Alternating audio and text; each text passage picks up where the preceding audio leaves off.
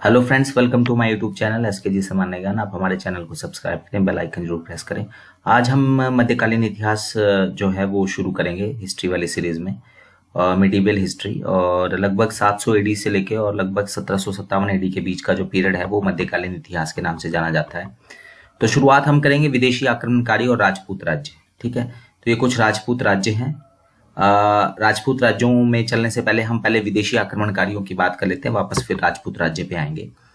तो अगर हम विदेशी आक्रमणकारियों की बात करें तो तीन बहुत फेमस हैं। ठीक है, महमूद गजनवी और मोहम्मद गौरी का नाम तो आपने सुना ही होगा, लेकिन मोहम्मद बिन कासिम का नाम आपने नहीं सुना। ठीक है, तो हम शुरुआत करते हैं अरब आक्रमण से। ठीक है, पहला मुस्लिम जिसने भारत पे अटैक किया वो था मोहम्मद बिन कासिम। ना महमूद गजनवी था, ना मोहम्मद गौरी था। ठीक है, पहला मुस्लिम आक्रमणकारी जिसने भारत पे आक्रमण किया था वो था मोहम्मद बिन कासिम, और वो अरब था। ठीक है, तो अरब आक्रमण हुआ था सबसे पहले भारत पे। ठीक है, तो मोहम्मद बिन कासिम ने जो है वो भारत पे आक्रमण करने वाला पहला मुस्लिम था, और वो अरब था। और उसने अटैक कहाँ पे किया था? सिंध और मुल्तान पे। ठीक है, क्योंकि सिंध और मुल्तान उस समय भारत का हिस्सा थे। आपको आज़ादी से पहले भी जो है पूरा पाकिस्तान भारत का ही हिस्सा था। तो सिंध और मुल्तान पे 712 एडी में उसने अटैक किया। ठीक है, तो मोहम्मद बिन कासिम ने जो है वो सबसे पहले भारत पे अटैक करने वाला मुस्लिम था, और उसने अटैक वो कब किया था? 712 एडी में किया था। और उस समय वहां का शासक कौन था? सिंध का शासक वो था ब्राह्मण वंशी राजा ताहिर। ठीक है, भारत पे पहला तुर्क आक्रमण कब हुआ था? ठीक है, जो तुर्क था वो पहला टर्किश आक्रमण बोलते हैं जिसको, वो था 986 एडी में। वो किया था गजनी के शासक सुबुक्तुगीन ने। महमूद गजनवी भी जो है वो गजनी का शासक था, लेकिन सुबुक्तुगीन का उत्तराधिकारी है वो, एक तरह से सुबुक्तुगीन जो उसका पिता है। तो गजनी के शासक सुबुक्तुगीन ने जो है वो पहला तुर्क आक्रमण किया था 986 में। मैं फिर ये तो हमको याद हो गया ना कि पहला मुस्लिम आक्रमणकारी कौन था? मोहम्मद बिन कासिम। अब बात करते हैं महमूद गजनवी की। इसने भारत पे 17 बार आक्रमण किया, 1001 से लेकर 1027 तक। ठीक है, सबसे पहले उसने पंजाब के जो हिंदू शाही शासक थे जयपाल, उनको उसने 1001 में वहिंद की लड़ाई में हराया था। वहिंद की पहली लड़ाई, जैसे पानीपत की लड़ाइयां होती है ना, वैसे वहिंद की लड़ाई हुई थी। पहली लड़ाई 1001 में और दूसरी थी 1008 में। तो वहिंद की दूसरी लड़ाई में महमूद गजनवी ने आनंदपाल को हराया था, हिंदू शाही वंश के आनंदपाल को। और वहिंद की पहली लड़ाई में उसने जो पहला अटैक किया था भारत पे महमूद गजनवी ने, उससे पहले सुबुक्तुगीन ने तुर्किश अटैक पहला कर दिया था। ये भी महमूद गजनवी भी जो था वो तुर्क था। ठीक है, गजनी का था शासक।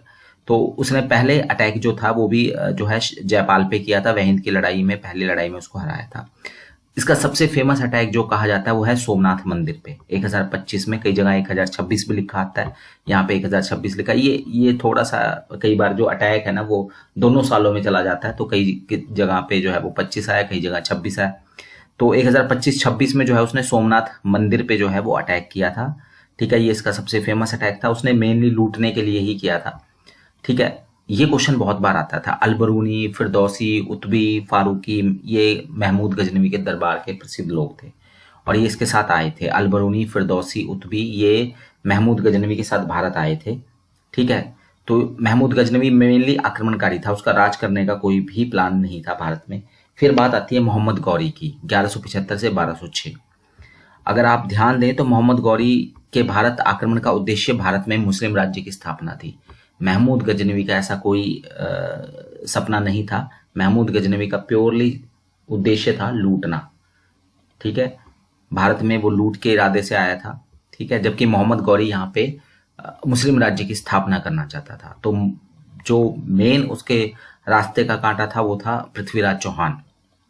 ठीक है, मोहम्मद गौरी को इनवाइट भी एक तरह से जो है हमने अभी ऊपर पढ़ेंगे भी, जयचंद ने किया था, और बाद में मोहम्मद गौरी ने जयचंद को भी हराया था। तो मोहम्मद गौरी और पृथ्वीराज चौहान के बीच में 2 लड़ाइयां हुई थी। तराइन की पहली लड़ाई जिसमें मोहम्मद गौरी हार गया था पृथ्वीराज चौहान से, लेकिन पृथ्वीराज चौहान ने जो है वो मोहम्मद गौरी को माफ कर दिया था, और वो 1 साल बाद फिर आ गया लड़ाई करने मोहम्मद गौरी। और इस बार तराइन की दूसरी लड़ाई हुई।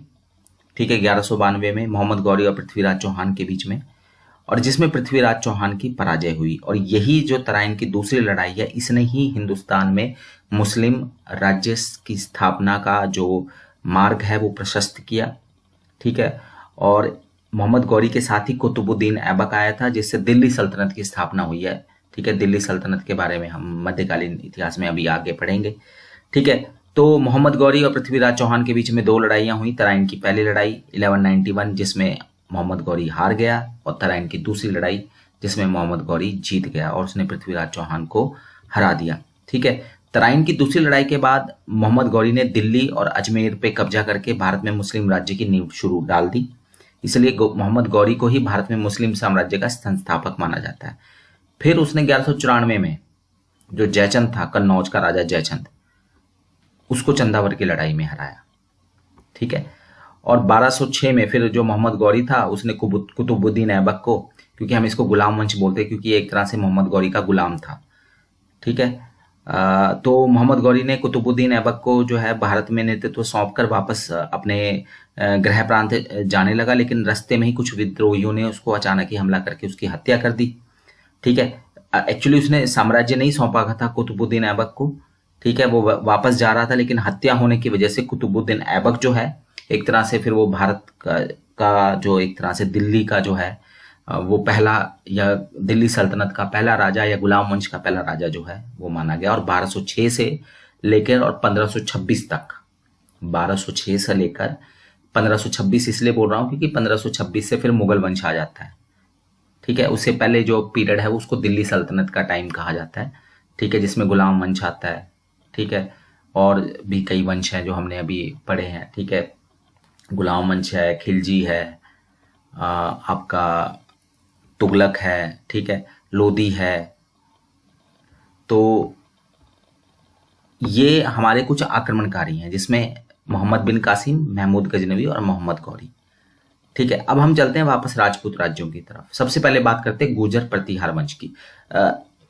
हुआ क्या था कि जब गुप्त साम्राज्य का पतन हुआ 570 के आसपास, एडी के आसपास, साथ ही साथ 606 से लेकर 647 तक जो है पुष्यभूति वंश का शासन था हर्षवर्धन का। उसके बाद उसके पतन के बाद छोटे छोटे राजपूत राज्य जो है वो उभर कर आए थे 700, 800, 900 के आसपास, 1000 तक के आसपास जो है।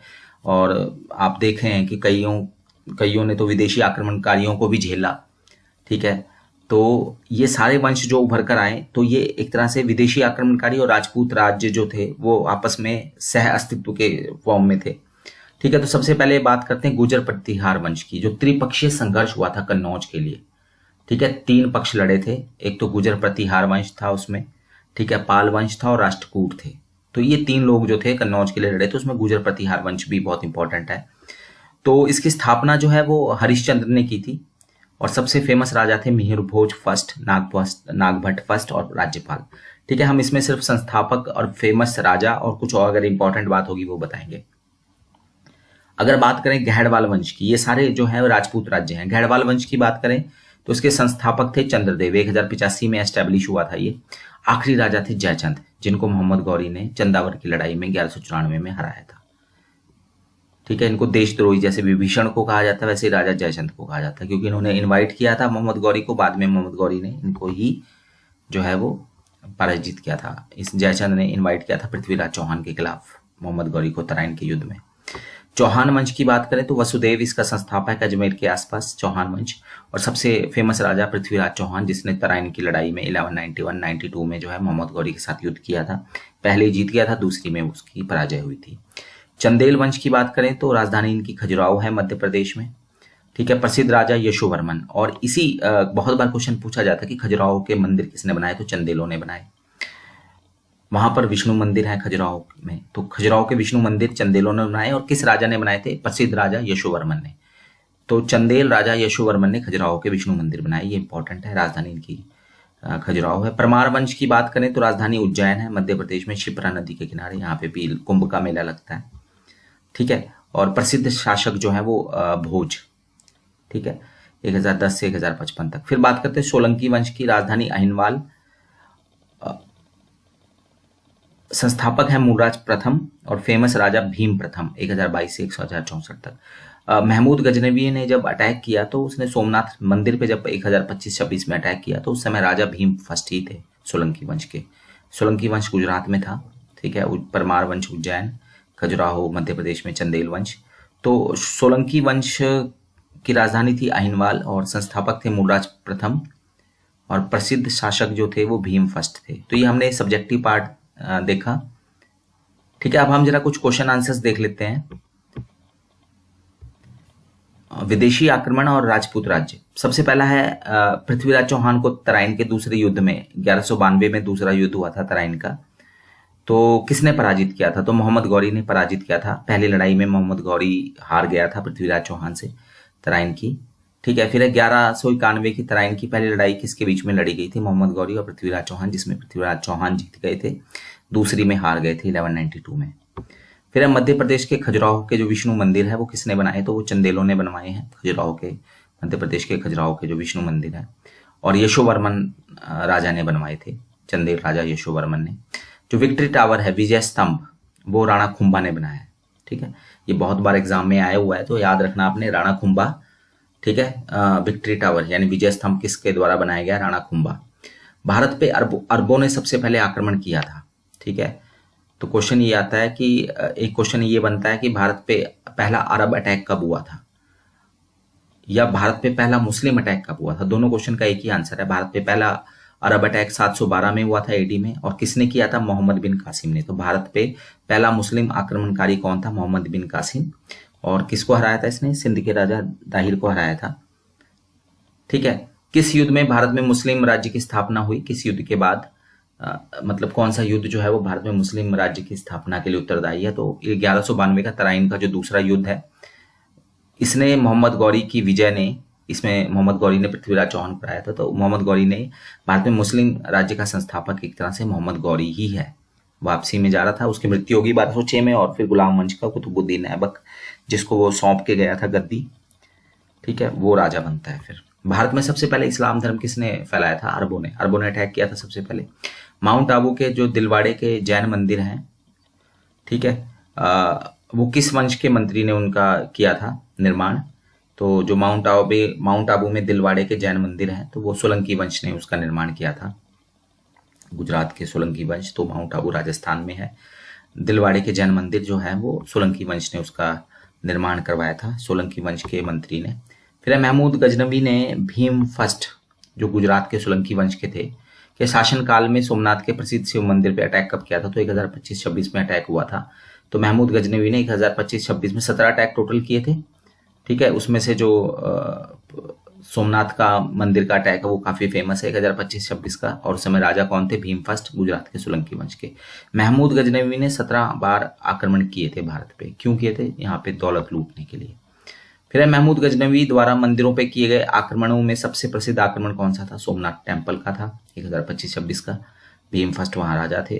तराइन की दूसरी लड़ाई में कौन हारा था? पृथ्वीराज चौहान हारा था। मेवाड़ में पहला जौहर करने वाली रानी पद्मनी थी। दूसरा किसने किया था? रानी कर्णावती ने। ठीक है, 712 में भारत पे अटैक करने वाला पहला मुस्लिम कौन था? तो मोहम्मद बिन कासिम था, अरब था वो।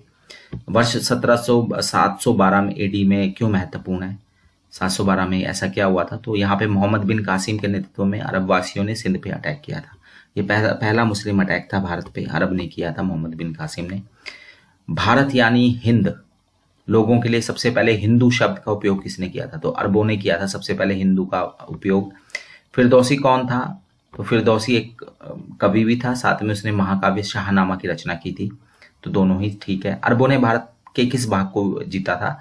तो मोहम्मद बिन कासिम ने सिंध और मुल्तान पे अटैक करके उसको जीता था। जौहर क्या है? एक तरह से जो सामूहिक जो आत्महत्या तो नहीं कहेंगे, महिलाओं का जो जौहर है, ठीक है, अपने आप को जो है वो आग के हवाले कर देना सामूहिक, वो जौहर कहलाता है। राजस्थान और राजपूतों में खासतौर पे फेमस था। ठीक है, धन्यवाद, थैंक यू।